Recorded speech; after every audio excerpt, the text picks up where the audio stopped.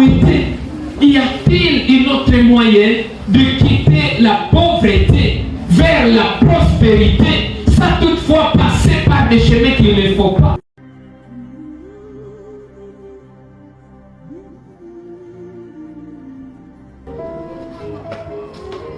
Il y a un autre moyen pour devenir riche. Je peux me lier à des esthétiques. Papa Kahaïka de véhicule. Si on entrait chez lui la nuit avec des armes, il pouvait nous donner sa moto et de l'argent. Si on allait chez Maman Blaise à la nuit, on va entrer, on aura de l'argent. Mais si on nous attrape, on va mal mourir. On sera brûlé dans des pneus. Comment sera ma famille? Si on nous attrape, on va nous... Mes amis, tout le monde qui est normal, ce sont les questions qu'il se demande. Comment quitter la pauvreté vers la prospérité? Aujourd'hui, il y a un bon message qui vous est amené, qui est intitulé « Comment quitter la pauvreté vers la prospérité, mais en passant par un chemin qu'on appelle la fidélité à Dieu. » Amen. Mes amis, il y a beaucoup de chemins pour devenir riche, mais aujourd'hui nous amenons un autre beau chemin. Comment quitter la pauvreté, aller vers la prospérité en passant par la fidélité à Dieu lui-même. Nous allons commencer par la prière. Notre Dieu, notre roi, vient nous parler et nous aider à comprendre ce beau chemin qui va nous diriger vers la réussite, le succès au nom de Jésus. Amen. Amen. Chers enfants de Dieu, quand vous lisez la Bible, vous allez constater qu'il est parfois impossible de servir Dieu et d'être pauvre. Comment quelqu'un peut servir un Dieu extraordinaire, un Dieu riche et devenir pauvre? Est-ce que ça peut se faire? Je pense que non. Comment pouvons-nous devenir les enfants de Dieu riches et devenir pauvres? Quand même, ça ne devrait pas se faire. Le problème est que plusieurs d'entre nous pensent que prier suffit. Ils pensent qu'on doit prier et c'est suffisant. Non. Durant la semaine de prière, nous avons constaté que devenir riche ne se limite pas seulement à la prière. Il faut travailler, il faut planifier, il faut organiser, il faut gérer, il faut donner et il faut bâtir. Lisez la Bible vous-même, vous allez voir que tout enfant de Dieu doit être riche. Amen. Amen. Nous voyons dans la Bible Adam lui-même, quand il est créé, Dieu lui a donné quoi? La richesse. Nous voyons l'homme d'Abraham. Quand Dieu l'appelle, il lui promet quoi? La richesse. Nous voyons Dieu lui-même quand on parle de l'histoire de Job. Job, quand il crée Dieu, il est riche. Amen. Quand nous lisons même l'histoire des disciples de Dieu, nous voyons que même les disciples, l'église des disciples, c'était l'église des riches. Personne ne manquait quelque chose. Personne ne demandait à manger. Personne ne demandait à s'habiller. Tout le monde était riche. Alors, une des grandes questions que tout le monde doit se poser, qui vise la prospérité, c'est savoir pourquoi suis-je pauvre? Bien-aimé dans le Seigneur, si vous êtes pauvre, c'est à cause de trois choses. Combien de choses? Trois choses. Numéro 1, beaucoup d'entre nous sont pauvres parce qu'il manque la connaissance. Il manque quoi? La connaissance. Quand vous lisez dans la Bible, dans le livre d'Osée 4, le verset 6, vous allez constater là que Dieu dit quelque chose. Osée 4, 6, il dit: mon peuple est détruit parce qu'il manque de quoi? De la connaissance. Frères et sœurs, beaucoup d'entre vous sont détruits par la pauvreté, sont détruits par les malheurs, par les maladies, par les suffisances, par les guerres, par la famine, à cause d'une chose: manque de connaissances. Frères et sœurs dans le Seigneur, vous voulez être riches, cherchez la connaissance. Quand on amène des séminaires, on va apprendre aux gens comment se prendre à charge. Allez-y, cherchez la connaissance. Quand vous dites il y a encore une formation quelque part, allez-y. Quoique payant ou gratuit, allez chercher la connaissance. Sa connaissance, vous serez pauvre. Sa connaissance financière, vous serez pauvre. Sa connaissance économique, vous serez pauvre. Et si vous ne lisez pas la Bible, vous serez pauvre. La richesse commence par la lecture de la Bible. Ça, c'était grand Manuel qui donne les conseils comment devenir riche. Tu veux être riche, cherche la connaissance. Va à l'école, étudie, planifie. Vois comment on fait les choses. Va demander ceux qui ont réussi, qu'ils te donnent quoi la connaissance. Deuxièmement, pourquoi beaucoup de gens sont pauvres aujourd'hui? Parce qu'ils sont des mauvais gérants. Ils ne savent pas gérer ce qu'ils ont. Tu veux être riche, apprends à gérer l'argent que tu as. Tu as 50 francs, gère 50 francs bien. Tu as 100 francs, gère ça bien. Tu as 1000 francs, gère ça bien. Tu as 10 000, gère 100 000, 200 000, 500 000, 1 million. Gère bien le paix que vous avez, comme le beaucoup que vous avez. Et la richesse, vous la nourrez. Amen. Quand nous lisons dans la Bible, la Proverbe 21, le verset 5, Proverbe 21, le verset 5, la parole de Dieu déclare: le projet de l'homme diligent mène qu'à l'abondance. Amen.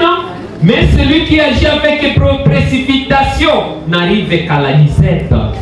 L'homme diligent, l'homme qui sait gérer ses projets, vont mener aussi à l'abondance. Troisièmement, pourquoi beaucoup de gens sont pauvres aujourd'hui?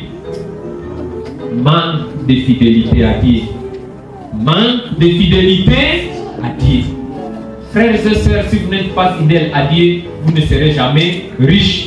Comme il c'est dans le livre de Malachie 3:8, l'Éternel lui-même va déclarer une chose qui m'a amené une grande frustration. Le livre de Malachie 3, le verset 8, la Bible dit: un homme trompe-t-il Dieu? Car vous me trompez. Et il dit: à quoi t'avons-nous trompé? Et Dieu répond: dans les dîmes et les offrandes. Vous voulez être riche, ne volez pas Dieu. Vous voulez prospérer, ne volez pas Dieu. Les voleurs du Seigneur ne sont jamais riches. Donc, chaque fois que vous donnez, c'est aussi une autre façon de vous enrichir. Amen. C'est quelque chose qui fonctionne différemment de ce que les gens savent. Les gens, le monde d'aujourd'hui, savent que pour devenir riche, on doit économiser, mettre à poche, garder pour soi-même, garder pour soi-même. Mais la Bible nous dit, une autre façon de devenir riche, c'est d'enlever un ce que vous avez et faire un don. Amen. Quand tu donnes les dîmes et les offrandes, c'est une façon de vous rendre riche. Quand tu aides quelqu'un qui est faible, tu seras riche. Soyez riches. Amen. Nous rencontrons qu'il y a une autre façon de donner quelque chose qui va devenir un monument. Tu peux donner à quelqu'un aujourd'hui, il va manger et vous allez oublier que vous l'aviez donné. Mais aujourd'hui, nous vous appelons à donner des offrandes spéciales, ce genre d'offrandes que vous allez donner et vous passerez chaque jour, vous direz: c'est moi qui ai donné ça. Amen. Les genres d'offrandes que vous appelez à donner aujourd'hui va construire notre bureau de Tchaala, l'office de NKF. Quand vous lisez dans la Bible, le verset que vous allez à commençant, ça se trouvait dans le livre d'Agé 1, le verset 8, qui disait: montez sur la montagne, portez du bois et bâtissez la maison. Amen. Et Dieu déclare: j'en aurai de la joie et je serai glorifié, dit l'Éternel. Amen. Amen. Amen. Frères et sœurs, une des façons de glorifier Dieu et de lui rendre joyeux, c'est porter votre bois, c'est aller à la colline et aller construire pour qui? Pour votre Dieu. Aujourd'hui, nous allons donner. Amen. Quand il s'agit de construire pour Dieu, chacun doit amener sa part. Chacun doit amener quelque chose. Parce que quand on donne, on ne s'appauvrit pas, mais on sera aussi payé une mesure serrée, secouée, débordée. Amen. Cette semaine, quand j'ai enseigné cette leçon, je n'avais pas d'argent. Et le peu d'argent que j'avais, c'était environ 7 000 francs. Je me disais, si je donne 5 000, je resterai avec 2 000. Est-ce que vraiment 2 000 va gérer ma cuisine? Chers amis, aujourd'hui, j'ai amené cet argent-là. Amen. Je sais que Dieu fait des miracles. Amen. Possible que tu te dis que pas cet argent, il est possible que je n'en aurai pas encore. Il est possible que je vais manquer à manger à la maison. Si tu dis ça, tu vas croire que tu es le maître de toi-même. C'est Dieu qui nous donne à manger. C'est Dieu qui nous sert. C'est Dieu qui connaît nos lendemains. Essayez aujourd'hui encore une fois de plus de tenter Dieu. J'arrive au monde kido. Cet argent-là que vous avez, ne remettez pas votre poche. Si vous en avez, ne retournez pas avec l'argent à la maison. Donnez. Amen. Et je vous assure, quand vous allez faire cela, l'Éternel lui-même sera glorifié. L'Éternel lui-même va aimer. On nous dit qu'à quelqu'un qui donne, numéro 1, il va voir le Seigneur le bénir. Amen. Frère, quand tu vas donner, le Seigneur va te bénir. Ma sœur, quand tu vas donner, le Seigneur va te bénir. Je ne dis pas les choses ici au hasard. Je dis les choses dont j'en ai la preuve. Je dis les choses que j'ai déjà expérimentées. Je dis les choses avec croyance. Quand tu vas donner, l'Éternel va te bénir. Amen. Si tu crois cela, tu vas donner aujourd'hui. Deuxièmement, si tu donnes, l'Éternel va bénir ta famille. Chers amis, il y a des dons que vous faites et à partir de cela, l'Éternel bénit votre famille. Troisièmement, si vous donnez, l'Éternel va bénir cette église ici. Amen. Qui va nous amener à la prospérité lorsqu'on donne les dîmes et les offrandes. La Bible, quand vous lisez à Lévitique 27 et 30, la parole de Dieu va vous dire quelque chose concernant ce qu'on appelle la dîme. Lévitique 27, le verset 30, la parole de Dieu déclare ce qui suit. Toutes les dîmes de la terre, soit des récoltes de la terre, soit du fruit des arbres, appartient à l'Éternel. C'est une chose consacrée à l'Éternel. Les dîmes ne vous appartiennent pas. Ça appartient à qui? À Dieu. Pourquoi quand on donne la dîme et les offrandes, ça va vous amener à la prospérité? Parce que quand tu donnes 1/10 de ton salaire, ça t'apprend la discipline. Amen. Frères et sœurs, quand tu sais gérer, ou qu'on a 1000 francs, tu mets à côté 100 francs, c'est une discipline qui va t'aider même à devenir riche. Quand tu as 500 francs, tu as la force d'enlever là-bas combien? 50 francs. Cela t'apprend beaucoup. Numéro 1, la discipline. Raison pour laquelle Dieu ne vous demande pas de donner seulement la dîme parce qu'il veut voler, parce qu'il veut vous apprendre quelque chose. Amen. Deuxièmement, lorsque vous donnez la dîme, ça vous apprend l'obéissance. Et troisièmement, ça vous apprend la fidélité. Et ce sont là les 3 secrets de la richesse. Soyez disciplinés, soyez obéissants, soyez fidèles. Amen. Vous voulez avoir ces 3 qualités dans votre vie, faites dans ce qu'on appelle le don de la dîme. Remettez à l'Éternel ce qui lui appartient. Quand il te demande de donner l'offrande, c'est parce qu'il veut t'apprendre 3 choses. Numéro 1, la gratitude. Numéro 2, la foi. Et numéro 3, la générosité. Pourquoi? Un riche qui ne sait pas donner, il est esclave de lui-même. Un riche, quand il a beaucoup d'argent, beaucoup de choses, quelquefois il est frustré. Une des façons de riche de se retrouver en paix, de se retrouver avec la joie, consiste à donner. Amen. Tu es riche, tu as des soucis, aide les pauvres, donne à ceux qui n'ont rien. Quand tu vas leur donner, tu auras la joie. Quand tu vas leur donner, tu auras la joie. Quand tu vas leur donner, tu auras la joie. Amen. Mes amis, quelquefois vous souffrez parce que vous ne donnez pas. Vous avez besoin d'être dans la joie, d'être heureux. Faites les dons de ce qu'on appelle l'offrande. En allant vers la fin du message d'aujourd'hui, l'Éternel nous appelle à donner la dîme et les offrandes Parce que en faisant cela, il va vous protéger. Amen. Parce que en faisant cela, il va multiplier ce que vous avez. Raison pour laquelle le message est intitulé, comme je l'ai dit, de la pauvreté à la prospérité, en passant par quoi? La fidélité à Dieu. Frères et sœurs, laisse-moi vous dire la vérité, les gens qui ne sont pas fidèles à Dieu, vous risquez de devenir pauvres jusqu'à la fin. Soit devenir riche, mais vous allez mourir avec des AVC. Vous allez mourir tôt, vous serez stressé, vous allez vous demander qui va garder mes choses. Mais quand tu es fidèle à Dieu, tu reconnais que Dieu prendra soin de cela. Amen.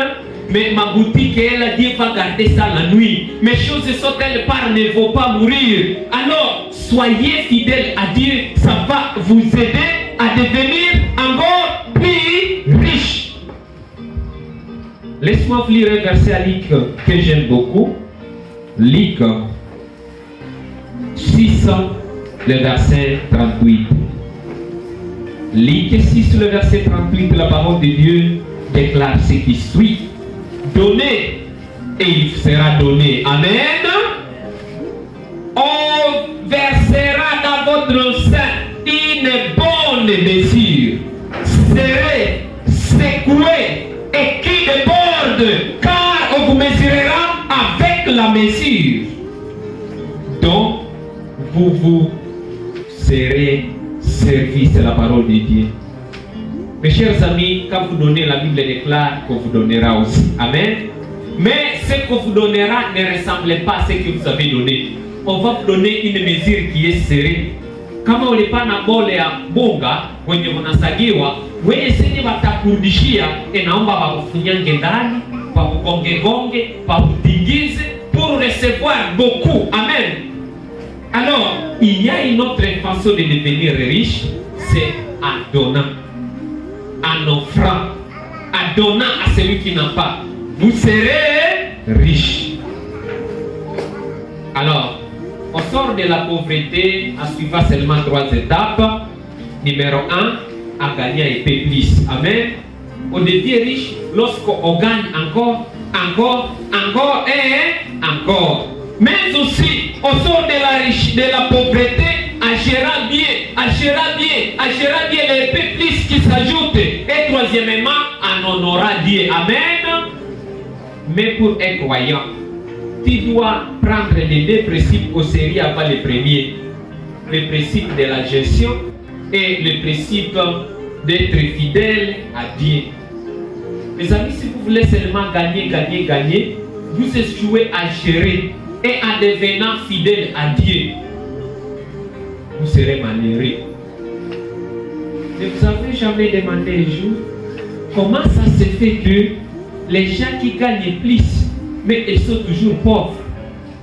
Exemple, voyons les gens qui cherchent de l'or. Vous les verrez en train de trouver en sein de l'or. Mais vous les verrez, leur vie semble être les mêmes. Regardez vous-même les gens qui produisaient des cacao, des sacs et des sacs. Vous voyez papa, tout est parcelle cacao. Marchandise sur marchandise. Mais aujourd'hui, toi et lui, même chose. Pourquoi les gens qui ont beaucoup de choses comme ça semblent demeurer pauvres? Une chose, ils n'honorent pas Dieu. Ils ne donnent pas à ce qu'ils gagnent. Alors, le message, je le reprends aujourd'hui, dit de la pauvreté à la prospérité, en passant par la fidélité à Dieu. Vous voulez être riche, prospérer, soyez fidèle à Dieu. Ne volez pas Dieu. Gérez mieux, gagnez plus, mais les bons chemins aujourd'hui, soyez fidèles à Dieu.